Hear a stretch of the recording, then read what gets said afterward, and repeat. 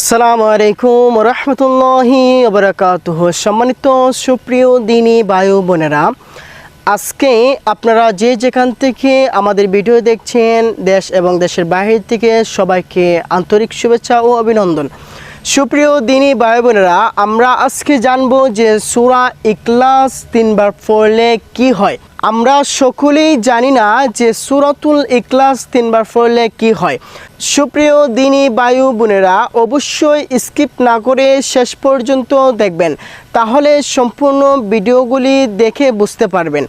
সম্মানিত প্রিয় দিনী ভাই বোনেরা, আমরা এখন জানবো যে সূরা ইখলাস 3 বার পড়লে কি হয় এবং সূরা ইখলাস 3 বার পড়লে কি লাভ হতে পারে, এগুলা সবার জানা দরকার। কেননা আমরা মুসলমান, আমরা আখিরি জামানায় নবীর উম্মত।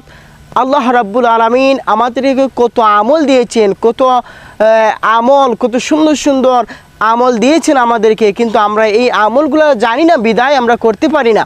তো সম্মানিত সুপ্রিয় দিনী ভাই বোনেরা, আমার মা ও বোনেরা যারা বেশি বেশি করে আমল করতে পছন্দ করেন এবং 3 বার ইখলাস পড়লে কি হয় আপনি জানলে আশ্চর্য হয়ে যাবেন এবং আপনি অবাক হয়ে যাবেন।